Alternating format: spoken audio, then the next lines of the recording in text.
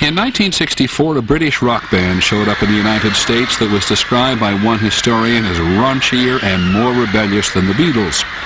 They were called the Rolling Stones, and in the mid-1960s, they created a song that became an anthem. I had one of the first early Norelco sort of cassette players, 1964, 5, and I put it next to the bed and with the guitar, and I crashed out.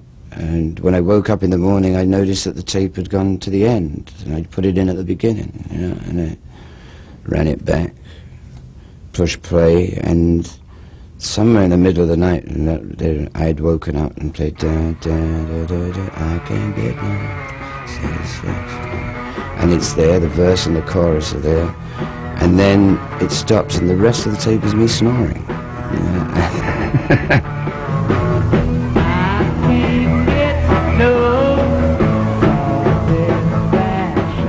Rock music had accompanied America's youth on its journey to the forefront of the nation's consciousness with songs like Satisfaction, #1 on the charts in 1965. The journey took quite a radical turn.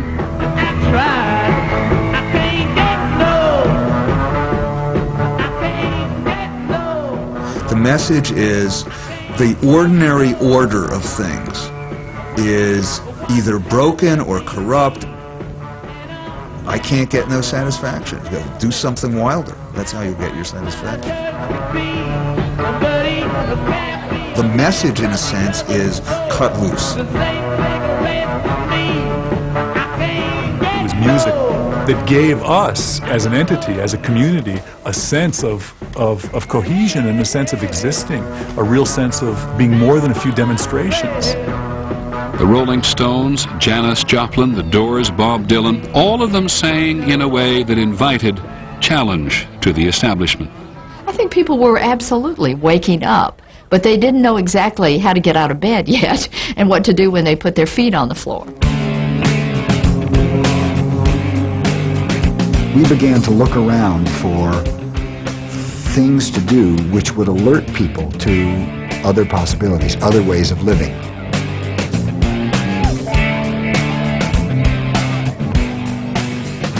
For some, other possibilities meant completely rejecting the values that had united their parents' generation. I mean, where is it written in stone that people have to work from 9 to 5? The Haight-Ashbury section of San Francisco became the center of the counterculture. Suddenly, there was an environment where your personal history did not matter. Nobody cared who your parents were, whether you were rich, whether you were poor. You get up every day, and you had no idea what the day would bring. There were the greatest looking women parading up and down the street. There was a sense of adventure, random combinations.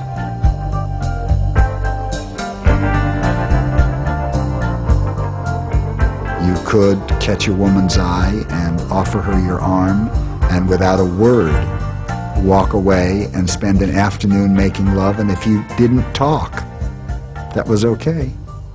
I was looking for a new way to express myself, you know, and I think everybody was.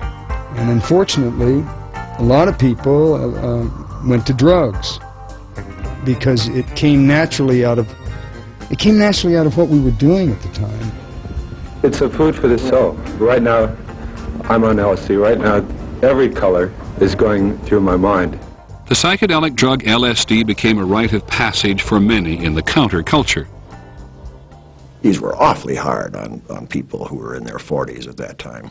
Just awfully hard with the hair and the drugs and the music and the dirty clothes and the foul language that all became au courant regardless of the political position one took.